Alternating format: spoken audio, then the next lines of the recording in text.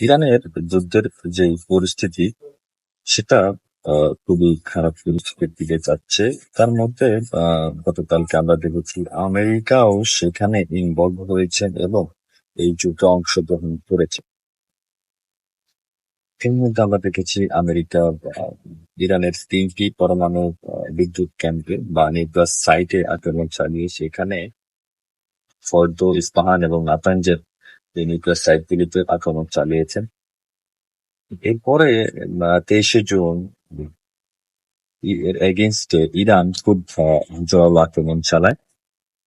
আহ, Iran ইসরায়েলে 30টিরও বেশি ballistic ক্ষেপণাস্ত্র হামলা চালায়, যেখানে অনেক ধরনের ক্ষয়ক্ষতি হয় এবং